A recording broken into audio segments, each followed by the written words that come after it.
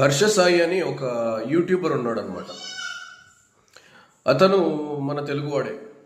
అయితే ఆయన బెట్టింగ్ యాప్లు చేసి దొంగగా మేబీ దొంగతనాలు ఏం చేసో ప్రజలకు 10 20 ఇస్తున్నాడనేసి ఇక్కడ నుంచి ఆయన్ని తరిమేశారు. ఓకే, మంచిదే. ఆయన్ని తరిమేశారనమాట. ఇక్కడ నుంచి కట్ చేస్తే ఆయన ఏం చేశాడంటే తమిళ్లో ఇంకొక ఛానల్ పెట్టేశాడు, యూట్యూబ్ ఛానల్.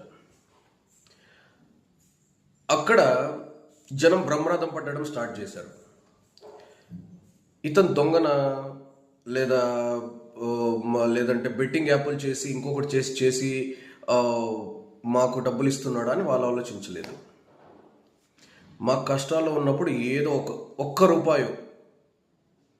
రూపాయినా మమ్మల్ని ఆదుకుంటున్నాడా లేదా, మాకు ఆపదలో 1 రూపాయినా ఇస్తున్నాడా లేదా అంటే మాటలు చెప్పి అది చేస్తాం ఇది చేస్తామని మన దగ్గర రక్త మాంసాలు దండుకునే వాళ్ళకన్నా అడగకుండా మనకు 1 రూపాయి సహాయం చేసేవాడు బెటర్ కదా.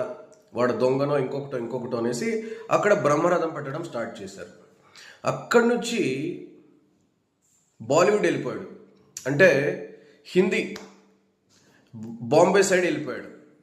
అక్కడ దేవుడిలా కొలవడం స్టార్ట్ చేశారు.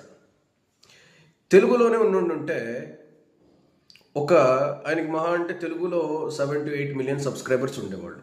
ఇక్కడే ఉండుంటే 7 to 8 మిలియన్ సబ్స్క్రైబర్స్తో ఇక్కడే ఉండేవాడు. కానీ మనం రెచ్చగొట్టి ఏం చేసాము, ఇక్కడ నుంచి తరిమేయడం వల్ల వాళ్ళు ఇంకా పౌరుషం పుట్టి తమిళ్లో, మలయాళంలో, కన్నడలో, ఇంగ్లీష్లో, హిందీలో ఛానల్స్ స్టార్ట్ చేశాడు.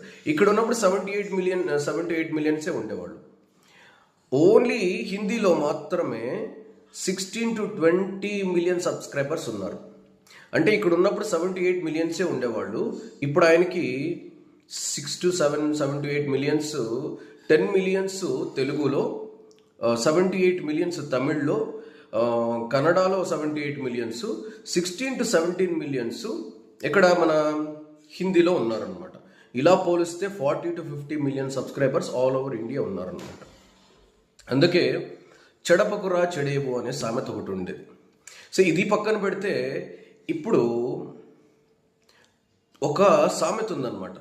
అరుణాచలం అనే దేవస్థానం ఒక దొంగచే నిర్మించబడింది. మీకు తెలుసా? అరుణాచలం అనే దేవస్థానం ఒక దొంగ కట్టిన దేవస్థానం. అంటే దొంగతనాలు చేసి ఆ దేవస్థానాన్ని కట్టాడనమాట. అలానే ఇప్పుడు అందరూ దేవస్థానాలకి వెళ్ళడం మానేశారా?